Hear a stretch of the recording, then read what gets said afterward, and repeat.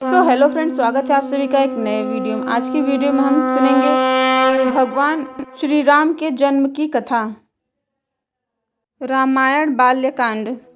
तो चलिए शुरू करते हैं आज की कथा। वीडियो शुरू करने से पहले अगर आपने अभी तक हमारे चैनल को सब्सक्राइब नहीं किया तो इसे प्लीज़ लाइक, सब्सक्राइब और शेयर कर दें। तो चलिए शुरू करते हैं आज की वीडियो।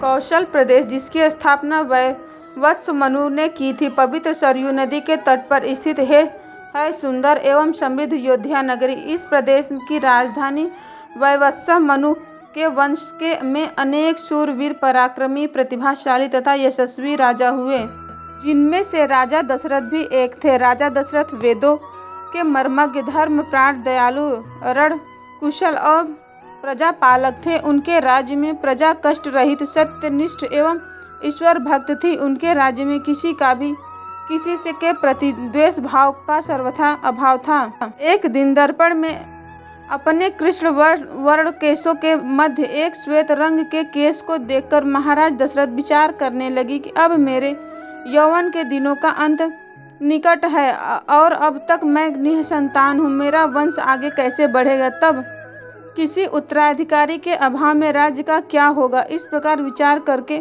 उन्होंने पुत्र प्राप्ति हेतु पुत्र योष्ठ यज्ञ करने का संकल्प किया। अपने कुल गुरु वशिष्ठ जी को बुलाकर उन्होंने अपना मंतव्य बताया तथा यज्ञ के लिए उचित विधान बताने की प्रार्थना की।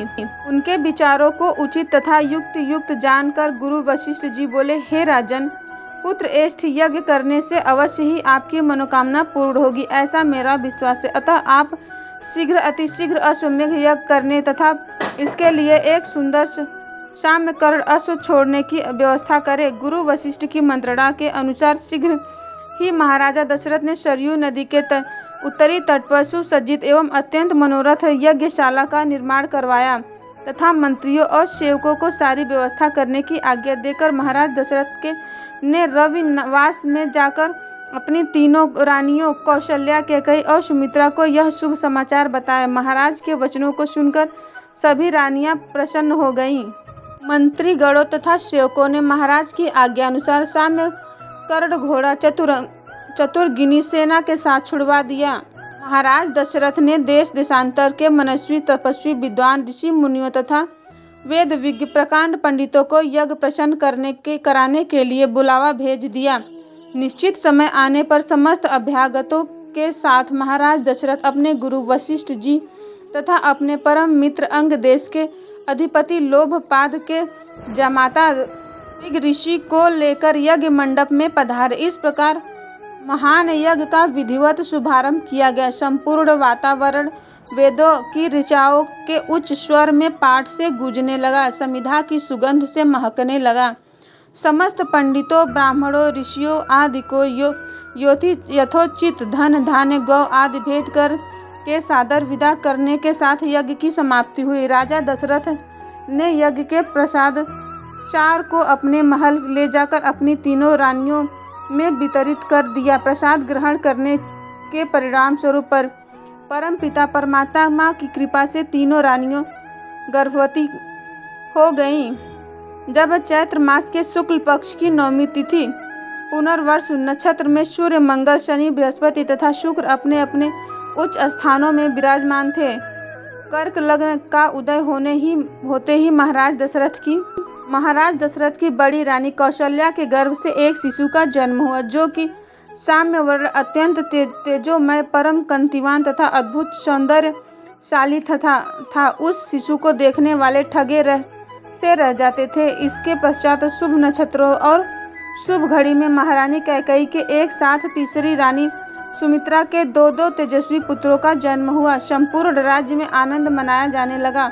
महाराज के 4 पुत्रों के जन्म के उल्लास में गंधर्व गान करने लगे और अप्सराएं नृत्य करने लगी। देवता अपने विमानों में बैठकर पुष्प वर्षा करने लगे। महाराज ने उन्मुक्त हस्त से राजद्वार पर आए सब हुए भाट चारण तथा आशीर्वाद देने वाले ब्राह्मणों और याचकों को दान दक्षिणा दी। पुरस्कार में प्रजाजनों को धन धान्य तथा दरबारियों को रत्न आभूषण तथा उपाधियां प्रदान किया गया। 4 पुत्रों को नामकरण संस्कार महर्षि वशिष्ठ के द्वारा कराया गया तथा उनके नाम रामचंद्र, भरत, लक्ष्मण और शत्रुघ्न रखे गए। आयु बढ़ने के साथ ही साथ रामचंद्र गुणों में भी अपने भाइयों से आगे बढ़ने तथा प्रजा के अत्यंत लोकप्रिय होने लगे।